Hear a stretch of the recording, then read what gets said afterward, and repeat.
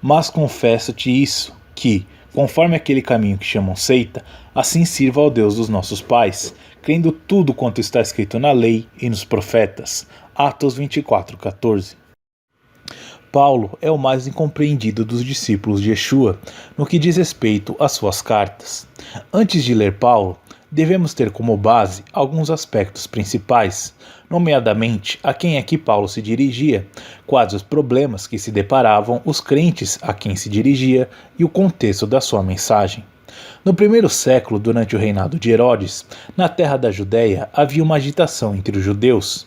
Eles esperavam pelo Messias, que viria e que os livraria da opressão dos romanos. Os sinais dos tempos e as escrituras apontavam para esse grande evento. Havia uma ausência de unidade entre a comunidade religiosa. A história registra que havia cerca de 20 seitas religiosas nesta época.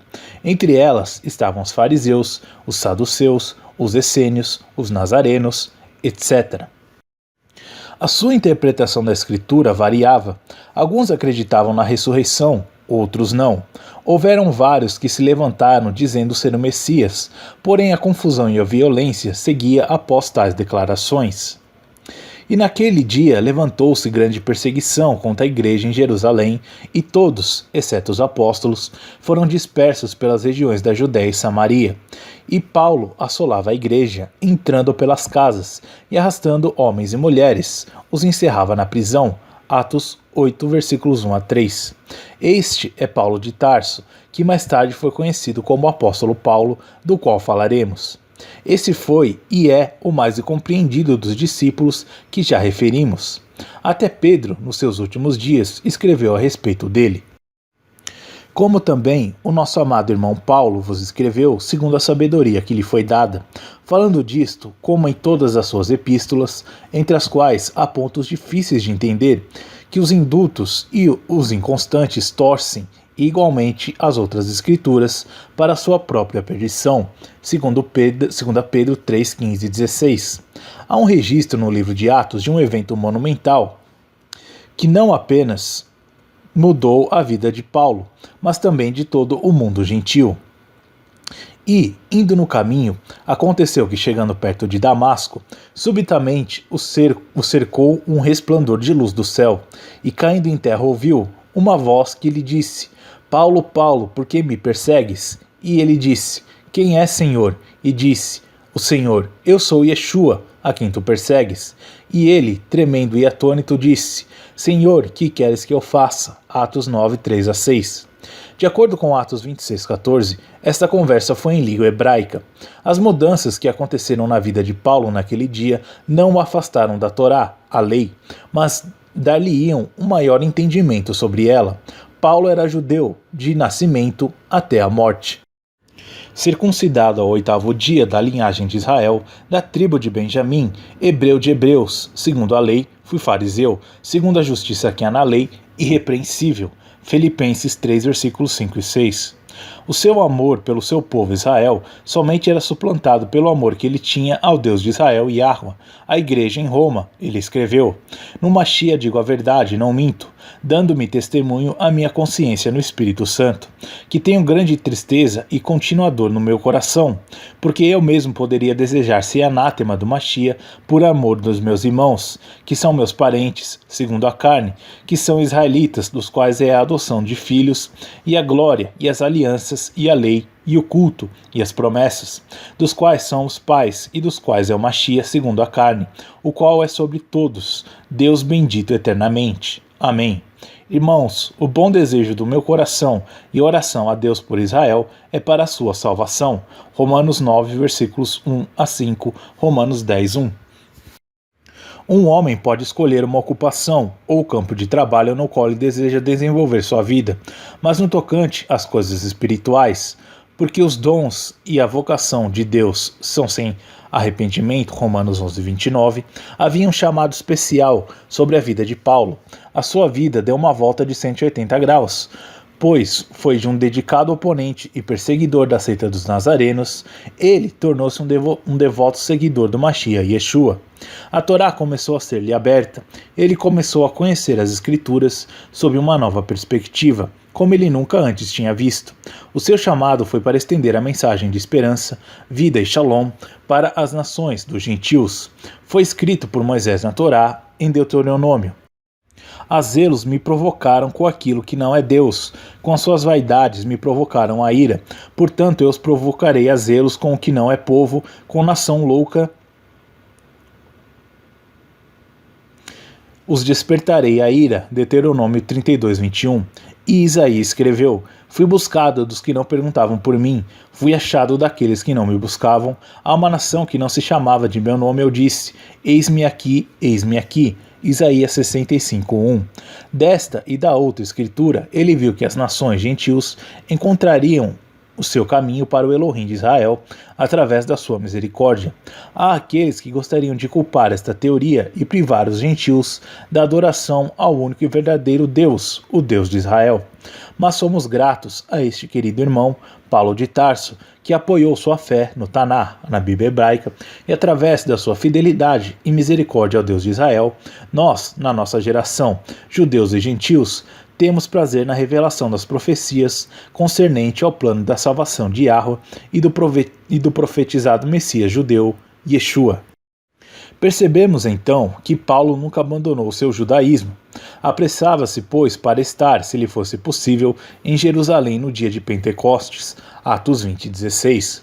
Sobre a sua partida para Jerusalém e o encontro com Tiago e os anciãos, ele foi novamente confrontado por aqueles que não viram a profundidade espiritual desta mensagem do Messias.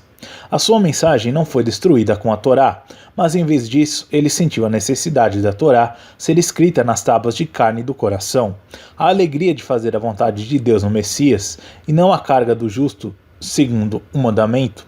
Mas muitos não o entenderam. Bem vês, irmão, quantos milhares de judeus aqui creem, e todos são zeladores da lei, e já cerca de ti foram informados de que ensinas todos os judeus que estão entre os gentios, e apartam-se de Moisés, dizendo que não devem circuncidar seus filhos nem andar segundo o costume da lei. Que faremos, pois? Em todo caso, é necessário que a multidão se ajunte, porque terão ouvido que já és vindo. Faze, pois, isto que te dizemos. Temos 4 homens que fizeram voto. Toma esses contigo e santifica-te com eles, e faze por eles os gastos para que rapem a cabeça, e todos ficarão sabendo que nada há daquilo de que foram informados acerca de ti, mas que também tu mesmo andas guardando a Torá. Todavia, quanto aos que creem dos gentios, já nós havemos escrito e achado por bem que nada disto observem, mas que só se guardem do que se sacrifica aos ídolos, e do sangue, e do sufocado, e da prostituição. Então Paulo, tomando consigo aqueles homens, entrou no dia seguinte no templo, já santificado com eles, anunciando serem já cumpridos os dias da purificação, e ficou ali até se oferecer por cada um deles a oferta. Atos 21, versículos 20 a 26. No outro texto, nós iremos ver a mensagem de Paulo aos gentios em profundidade, mas realçamos que, ainda que a circuncisão não tenha sido ordenada aos gentios, não foi proibida também. O fato que vemos aqui é que Paulo manteve a Torá, como está escrito.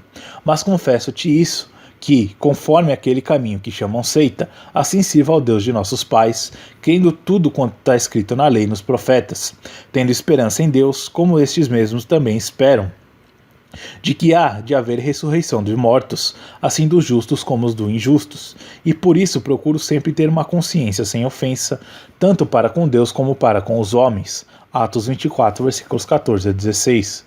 E agora nós também, nos dias de hoje, que cremos em Yeshua como o único que cumpriu as profecias concernentes ao Messias, reconhecemos a fé israelita da seita dos Nazarenos. As raízes da fé de Paulo não eram romanas, gregas, russas, inglesas, etc., mas judaicas. Nós também reconhecemos que a nossa fé e as suas raízes são israelitas. A primeira coisa que devemos ter ciente ao ler o versículo é que o crer não significa meramente respeitar, porque quem crê cumpre a palavra conforme escrita e aceita o convite para seguir o seu caminho.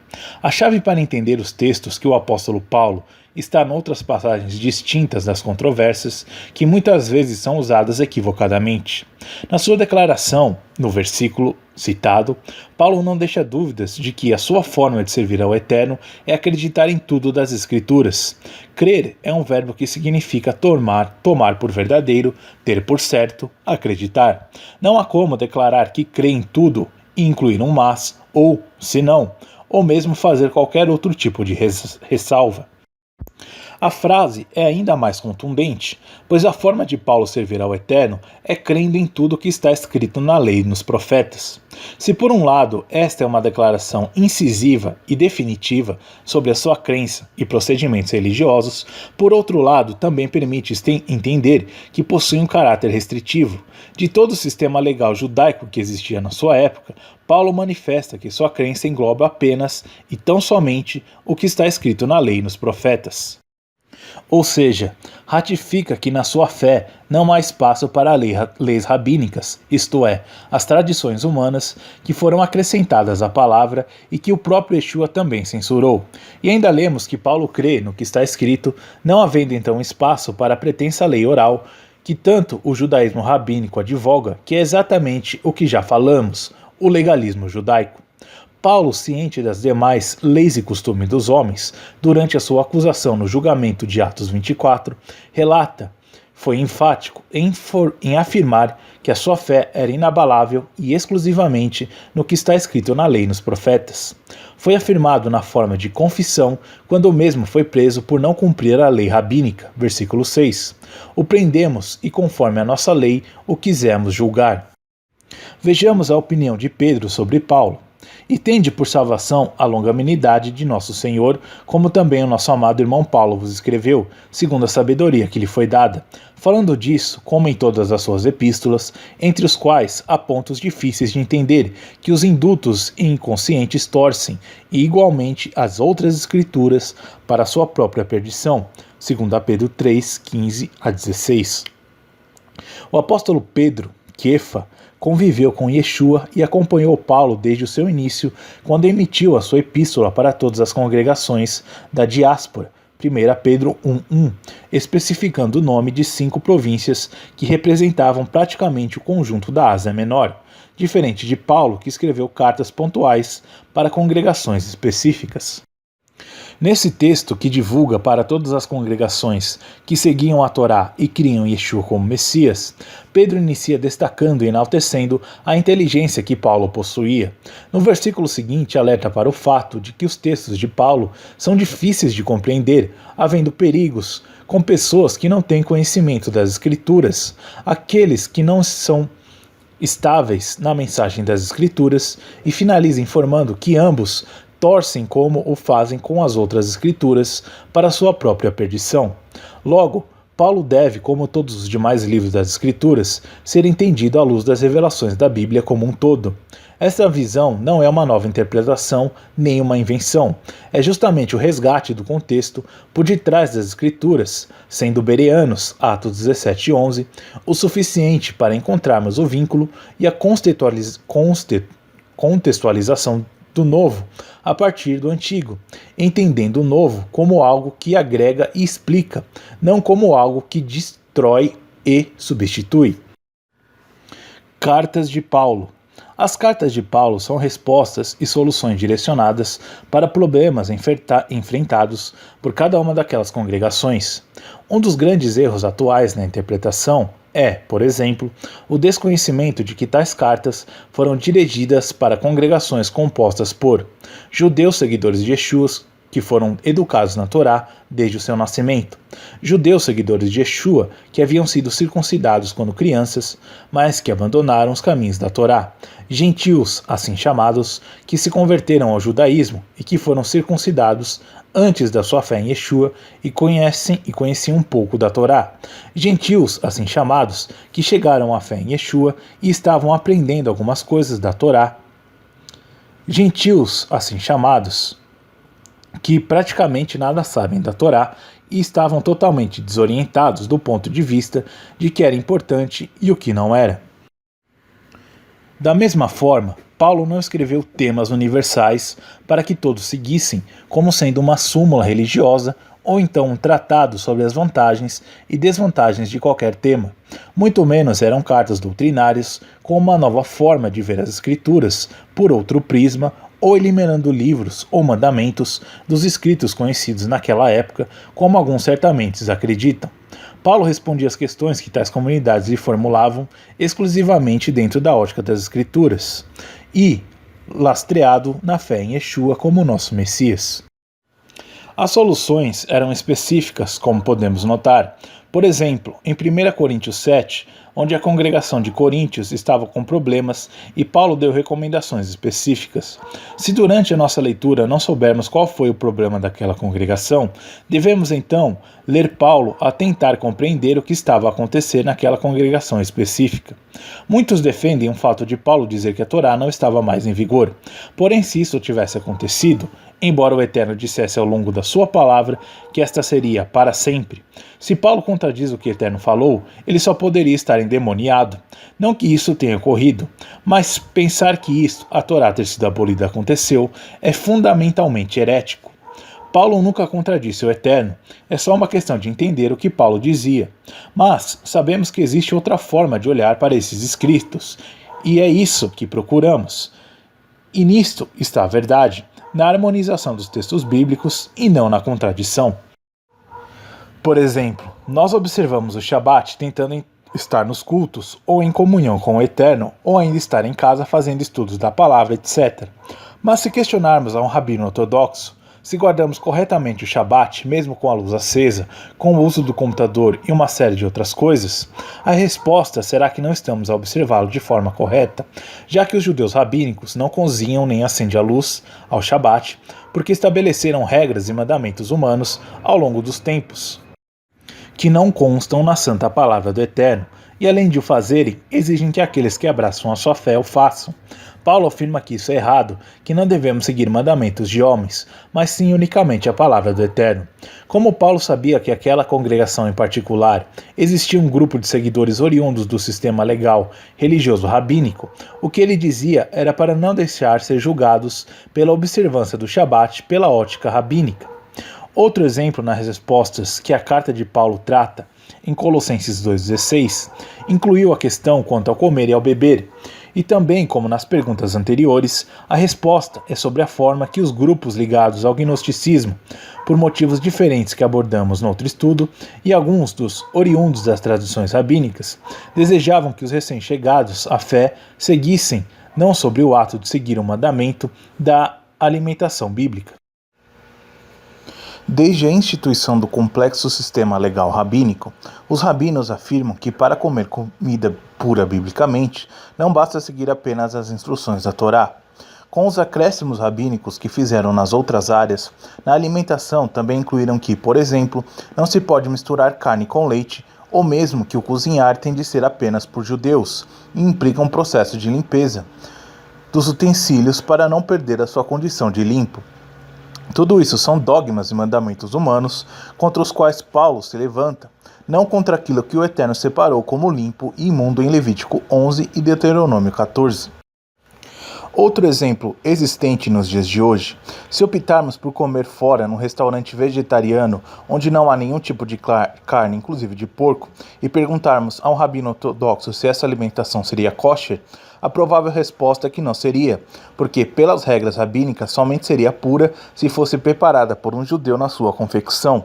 E inclusive, como solução, este rabino sugeria levar um isqueiro, acender e passar a chama no prato, tornando-a pura, e tanto para Paulo como para nós isso é absurdo, porque nada na Torá é dito a respeito disso.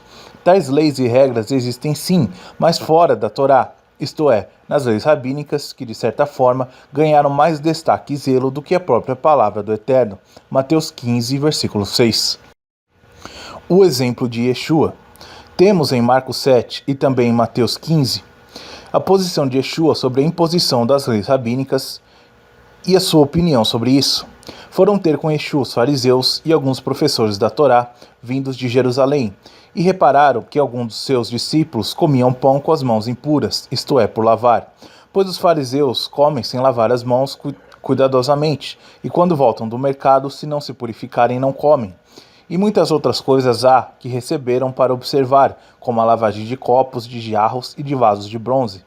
Perguntaram-lhe, pois, os fariseus e os professores da Torá: por que não andam os teus discípulos conforme a tradição dos anciãos, mas comem o pão com as mãos por lavar? Respondeu-lhes: bem profetizou Isaías a respeito de vós, hipócritas, como está escrito: este povo honra-me com os lábios, o seu coração, porém, está longe de mim. Mas em vão me adoram, ensinando doutrinas que são preceitos de homens. Disse-lhe ainda: bem sabeis rejeitar o mandamento de Deus para guardares a vossa tradição. Paulo demonstrava que a fé em Yeshua como sendo o Messias inclui seu posicionamento de abandonar as tradições do homem e seguir apenas os mandamentos de Deus. Portanto, devemos ter em conta cada um dos cenários existentes nas congregações para entendermos corretamente qual foi a questão e o porquê de cada resposta que Paulo proferiu. Naquela congregação de Colossenses havia um grupo oriundo de longa convivência com regras rabínicas e acostumados com a forma com que a lei oral dos rabinos tratava muitas questões. Temos de lembrar que este grupo praticava a forma rabínica, porque já tinha formação sobre o conteúdo das Escrituras. Ao mesmo tempo, os recém-chegados eram formados por graus diferentes de gentios, como foi exposto no início deste capítulo. Existiam os que desconheciam, inclusive, até mesmo as próprias Escrituras. Se nesta congregação existiam até mesmo os que sequer sabiam qual era a totalidade do conteúdo das Escrituras, como os outros poderiam lhes impor, julgarem por não as praticar pela forma rabínica? Com isso, o grupo já conhecia as Escrituras, necessitava de tempo e esforço para remover os acréscimos dos costumes e leis rabínicas que eram contra a Torá e que eles ainda acreditavam ser importante na fé do Messias. E da mesma forma, o outro grupo precisava de remover os mitos e costumes oriundos do paganismo e outras religiões, também necessitando de tempo e dedicação para aprender as Escrituras e começar a distinguir o que realmente é o correto para Yahweh. A explicação para a carta à congregação dos Colossenses é que Paulo tratou de harmonizar todos os grupos com formações diferentes, 1 Coríntios 9:20, procurando mostrar a importância na crença que todos possuíam Yeshua como Messias e seguirem a Torá, eram que todos deveriam ter como objetivo. Principais heresias sobre a lei enfrentadas por Paulo: defendiam que era obrigatório cumprir preceitos rabínicos, adições da Torá. Defendiam que os crentes estavam sob a autoridade dos rabinos. Defendiam que deveriam viver de acordo com as obras da lei, que são os exemplos de vida dos grandes rabinos. Defendiam que, mesmo cumprindo a lei milimetricamente, ainda assim não eram salvos, como acreditava a casa de Shammai, ao valorizar os méritos, e apenas com a graça do Eterno também não poderiam ser salvos. Alegavam que não-judeus são inferiores, segundo a lei oral ou rabínica. Obras da lei e os manuscritos do Mar Morto. Outra expressão mal compreendida é obras da lei, que no texto original aramaico é Abde Namuzá, mas a maioria não sabe que é um termo rabínico. No hebraico, o equivalente é Maaseh HaTorá, ou seja, são acrescentos à Torá por puro legalismo. É importante lembrar sempre que obras da lei não significa cumprir a Torá. O primeiro é seguirmos o exemplo de alguém acreditando que poderá nos trazer a salvação ou proximidade com Yahweh. O segundo é fazer a vontade de Yahweh que a manifestou na sua palavra. Entre 1947 e 1956, centenas de manuscritos antigos, incluindo cópias de quase todos os livros do Antigo Testamento, foram descobertos dentro de grandes vasos de barro escondidos em 11 cavernas, nas montanhas do lado oeste do Mar Morto. Ao analisar a sua escrita e submetê-los a testes radiométricos, os arqueólogos ficaram pasmados ao constatar que esses documentos tinham cerca de 2.000 anos de antiguidade. Alguns tinham sido escritos nos dias de Yeshua e outros até 2 séculos antes. Quem teria escrito os famosos manuscritos do Mar Morto? Por que teriam sido escondidos na caverna do remoto e inóspito deserto da Judéia? Que segredos eles escondem?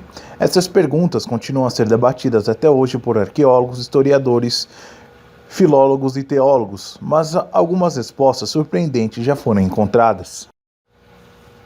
Uma dessas surpresas ocorre no manuscrito conhecido como MMT, a abreviatura da expressão hebraica Miksat Maaseh HaTorá, que significa importantes obras da lei. Esses são os únicos escritos até hoje conhecidos fora da Bíblia que usam a expressão obras da lei. Antes da sua descoberta, essa expressão só aparecia nos escritos de Paulo, onde severas críticas são feitas às obras da lei.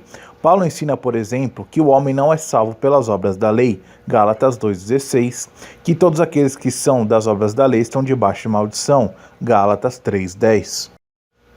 O que Paulo queria dizer por obras da lei? Alguns defendem que ele se referia à obediência à lei de Deus e concluíram muito apressadamente e que os crentes não precisavam mais obedecer à Torá. O MMT, contudo, aponta para um significado totalmente diferente. 6 cópias fragmentárias do MMT foram descobertas nas cavernas do Mar Morto, indicando que, provavelmente, muitas outras cópias foram feitas e distribuídas. O MMT é uma carta com mais de 130 linhas que tenta convencer seus leitores a praticar as importantes obras da lei e, para nossa grande surpresa, ele faz uma lista de cerca de 20 dessas práticas religiosas, consideradas extremamente importantes pelo autor do MMT. Entre elas está: não usar tecidos em que se mistura lã e linho, não colocar debaixo do mesmo jugo animais de espécies diferentes, não semear grãos de espécies diferentes no mesmo campo, não lavar utensílios em água corrente, pois poderiam contaminar-se com o que tivesse sido lavado pela corrente acima, etc.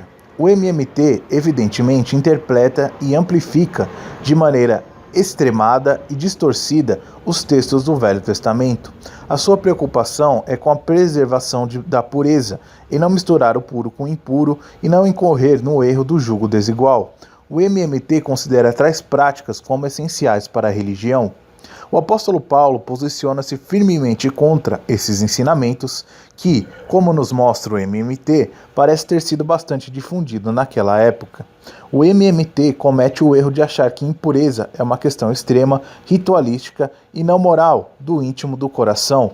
Para Paulo, uma religião meramente exterior e ritualística não tem qualquer virtude, porque todos somos justificados pela fé no Machia e não pelas obras da lei, porque pelas obras da lei ninguém será justificado. Gálatas 2,16. A Torá de Yahweh, mandamentos, estatutos, juízos e testemunhos, porém, continua a ser santa e o mandamento santo, justo e bom. Romanos 7,12. Debaixo da lei. Quantos de nós já ouvimos a expressão, muito comum nos meios evangélicos: não estou debaixo da lei, estou debaixo da graça? Certamente que somos salvos pela graça, não pela observância da lei, mas a maioria utiliza essa teoria enganosa para dizer que a lei da Torá não é mais válida. Mas quem o utiliza esbarra num problema que não percebem. No hebraico, a palavra graça é hesed, e essa palavra aparece mais de 240 vezes no Taná, ou chamado Velho Testamento. Com isso, os servos de Elohim sempre estiveram debaixo da graça, desde os tempos em que a Torá foi dada e não apenas após o ministério de Yeshua. O que muitos não percebem é o problema que está nas duas formas com que foi feita a tradução das Escrituras. Durante a tradução do chamado Velho Testamento, a palavra hebraica Hesed foi traduzida como misericórdia ou benignidade. Já no chamado Novo Testamento, a mesma palavra Hesed foi traduzida apenas como graça. Intencionalmente, a tradução da João Ferreira de Almeida procurou modificar o sentido da palavra Hesed para outro contexto, visando deixar a graça como algo exclusivo para os períodos após Yeshua apenas. Porém, a palavra hebraica Hesed possui o significado de graça para todos os livros da Escritura. Isto porque a graça sempre esteve presente desde o Jardim do Éden, pois o Cordeiro de Elohim que morreu por nós estava preparado desde a fundação do mundo. 1 Pedro 1, versículos 19 e 20.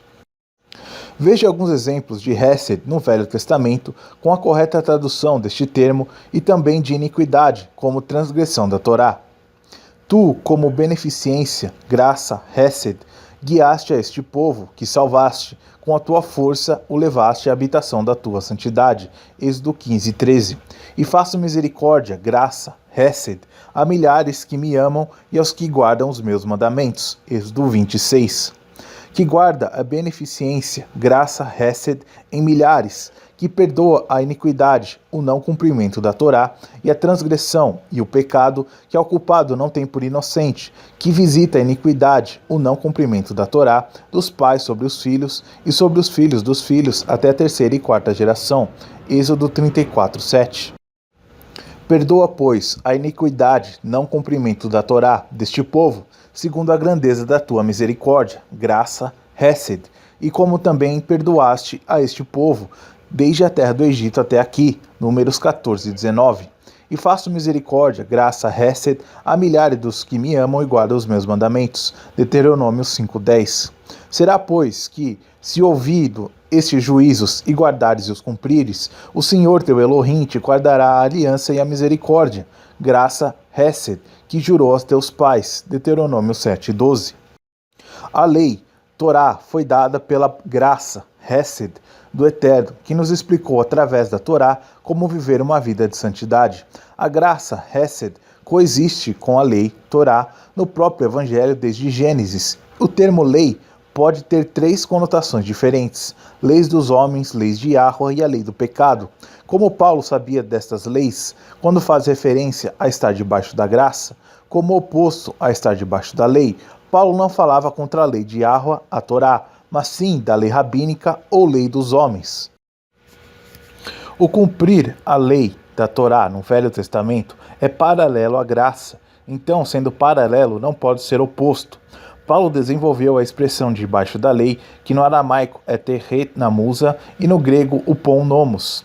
Esta expressão não existia anteriormente em nenhum outro livro e em ambos os idiomas. Foi criada por Paulo como forma de expressar o que denominamos atualmente como o legalismo das leis dos rabinos praticados naquela época.